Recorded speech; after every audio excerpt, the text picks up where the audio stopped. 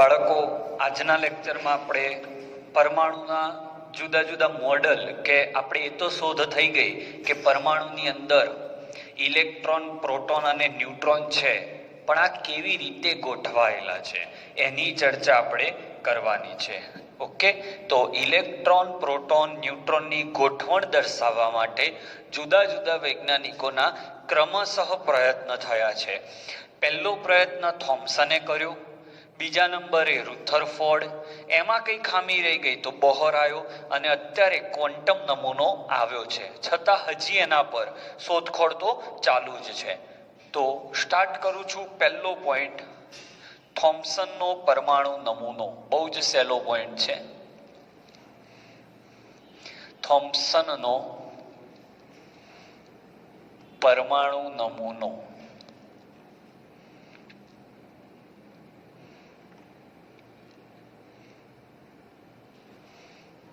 તો થોમ્સનના પરમાણુ નમૂના મુજબ શું કહેવું બને છે થોમ્સનનું? તો થોમ્સને કહ્યું કે પરમાણુ ગોળ છે. આ એનું પહેલું વાક્ય. પરમાણુની રચના અંગેનું પહેલું વાક્ય થોમ્સનનું કહેવું હતું કે પરમાણુ ગોળ છે, અને આ પરમાણુની ત્રિજ્યા, આ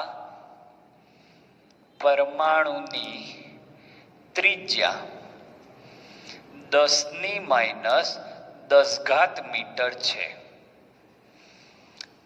10⁻10 મીટર જેટલો નાનો છે. એને એવું કહ્યું કે પરમાણુ આ રીતે ગોળ છે, અને આ પરમાણુની અંદર ધનભારિત પ્રોટોનથી બનેલો છે. આખો પરમાણુમાં ધનભારિત પ્રોટોન દરેક સ્થાને સમાન રીતે વહેંચાયેલો છે. શું વાક્ય વાપર્યું એને? કે પરમાણુની અંદર પરમાણુ એ ધનભારિત પ્રોટોનથી, પરમાણુમાં ધનભારિત પ્રોટોન સમગ્ર રીતે અને સમાન રીતે વહેંચાયેલો છે. પ્રોટોન ક્યાં ગોઠવાયો છે એનો વિચાર થોમ્સને કર્યો. તો એને એવું લાગ્યું, હું એવું નથી કહી રહ્યો કે એને લાગ્યું એ સાચું, પણ પરમાણુના મોડલ જ્યારે થોમ્સને આપ્યું તો એના મત મુજબ પ્રોટોન એ સમગ્ર પરમાણુમાં સરખી રીતે વહેંચાયેલો છે, અને એટલી જ સંખ્યામાં પ્રોટોનની સંખ્યા જેટલી જ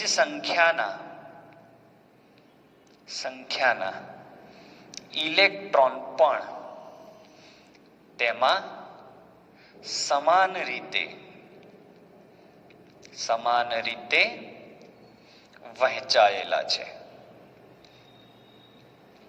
ઓકે, મતલબ કે આપણે જો પ્રોટોનથી બનતો પરમાણુ વિચારીએ તો જો લાલ પેનથી જે દોરું, આ પ્રોટોન દોરું છું.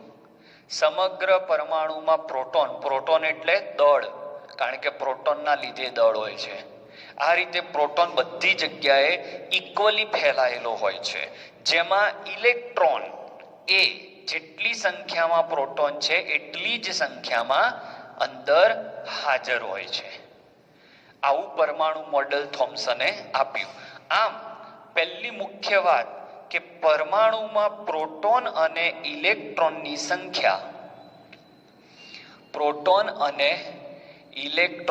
સંખ્યા સમાન લેવામાં આવી. સમાન છે એવું કોનું કહેવું હતું? થોમ્સનનું. એટલે જ પરમાણુ તટસ્થ છે તે સાબિત કરવામાં એ સફળ રહ્યો. તો પરમાણુ જે થોમ્સન મોડેલ છે એના અન્ય નામ પણ મળ્યા. અન્ય નામ અથવા એને સરખાવી શકાય. તડબૂચ સાથે સરખાવી શકાય.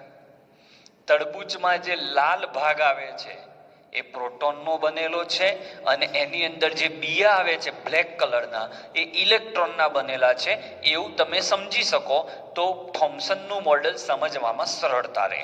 એક બાજુ પરમાણુ લો ને એક બાજુ તડબૂચ લો, સરખાવો તો પરમાણુ આખાને તડબૂચના લાલ ભાગ સાથે સરખાવો અને તડબૂચમાં જે બીયા છે ત્યાં આપણા પરમાણુમાં ઇલેક્ટ્રોન છે એવું સ્વીકારવામાં આવ્યું છે. બીજું આવે છે પ્લમ પુડિંગ. પ્લમ એટલે બીયા, પુડિંગ એટલે જથ્થો. કેક, તમે ચોકલેટ કેક લાવો તો એની અંદર જે કેકનો નીચેનો ભાગ છે એને પુડિંગ કહેવાય અને એની અંદર ચોકલેટના જે ટુકડા નાખ્યા હોય છે એને પ્લમ કહેવાય. તો પ્લમ પુડિંગ. એવી રીતે રાઇઝન પુડિંગ, આ બધા ગ્રીક શબ્દો છે, આ એના નામ આપ્યા. તરબૂચ પ્લમ પુડિંગ અને રાઝન પુડિંગ, રાઇઝનની પુડિંગ, આ થોમ્સનના નમૂનાના અન્ય નામ છે. થોમ્સનના નમૂનાથી જાણવા શું મળ્યું? તો જાણવા એ મળ્યું કે પ્રોટોન અને ઇલેક્ટ્રોનની સંખ્યા સમાન છે. એટલે પરમાણુ વીજભારની દ્રષ્ટિએ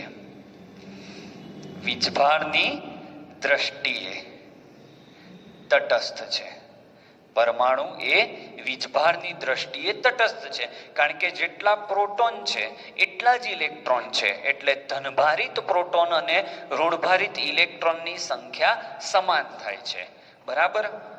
હવે આની મર્યાદા શું ન સમજાવી શક્યો અથવા કઈ વાતમાં ખોટો પડ્યો? તો થોમ્સન પછી આવેલા રુથરફોર્ડ મોડલ, જે આજે જ આપણે ભણવાના છીએ બીજા વિડીયોમાં, રુથરફોર્ડ મોડલ એ આ થોમ્સન મોડલથી અલગ પડ્યું. કઈ બાબતમાં અલગ પડ્યું? તો થોમ્સન એવું કહે છે કે પ્રોટોન સમગ્ર પરમાણુમાં ફેલાયેલો છે અને હમણાં રુથરફોર્ડ ભણીશું, એમાં રુથરફોર્ડ એવું કહેશે કે પ્રોટોન સમગ્ર પરમાણુમાં ફેલાયેલો નથી. પ્રોટોન એ એકદમ નાના ભાગમાં, જેને આપણે ન્યુક્લિયસ કહીએ છીએ, એમાં ગોઠવાયેલો છે. તો આ બાબતમાં એ અલગ પડે છે. તો થોમ્સને શું સાબિત કર્યું? તો વીજ તટસ્થતા. શું ન સમજાવી શક્યો? તો દળ. થોમ્સન માને છે કે પ્રોટોન બધે જ છે, એટલે દળ, પ્રોટોનના લીધે જ દળ હોય, વજન હોય, દળ બધે છે. જ્યારે રુથરફોર્ડ કહે છે દળ બધે નથી, પરમાણુના કેન્દ્રમાં છે. તો આ થયો તમારો થોમ્સન મોડેલ. આ મર્યાદા રહી ગઈ, એ મર્યાદા સોલ્વ કરશે કોણ? રુથરફોર્ડ. ઓકે, સ્ક્રીનશોટ લઈ લો આખો એકવાર.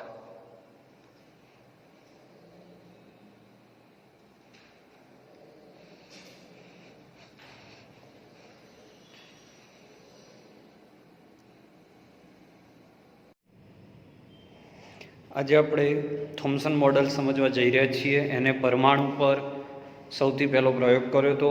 એને જોયું કે દરેક વાયુરૂપ પરમાણુમાં ઇલેક્ટ્રોન અને પ્રોટોન હોય જ છે.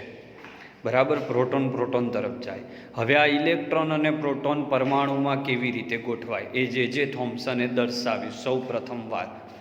ઓકે, એને કહ્યું કે પ્રોટોન છે એ સમગ્ર પરમાણુમાં સમાન રીતે ગોઠવાયેલો છે. જો આખો લાલ ઘોડો બની ગયો એટલે પરમાણુ ગોળ છે અને સમગ્ર પરમાણુમાં પ્રોટોન ગોઠવાયેલા છે. અને ઇલેક્ટ્રોન એ સમગ્ર ભાગમાં જેમ પ્રોટોન ગોઠવાય છે એ જ રીતે ગોઠવાયેલા છે.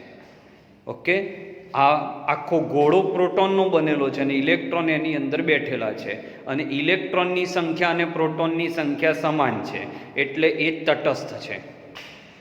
આનું ઉદાહરણ વોટરમેલન એટલે તરબૂચ જેવું અને પ્લમ પુડિંગ એટલે પુડિંગ એટલે જથ્થો, એની અંદરના બીયા જેવું છે. તો તમે બંનેને સરખાવો તો તરબૂચનો બીયો અને આપણો ઇલેક્ટ્રોન સેમ બને છે. તરબૂચનો રેડ ભાગ અને આપણો રેડ ભાગ એ ચાર્જથી ભરેલો છે, એટલે આખો પરમાણુ પ્રોટોનનો બનેલો છે, એમાં ઇલેક્ટ્રોન તરતા મૂકેલા આવ્યા છે. બરાબર. એ જ રીતે ઇલેક્ટ્રોનને પ્લમ પુડિંગની અંદર, પ્લમ પુડિંગ એટલે કેક ટાઈપ હોય, એની અંદર રેઝિન જે હોય એ રાઇઝન પુડિંગ પણ એને કહેવાય છે.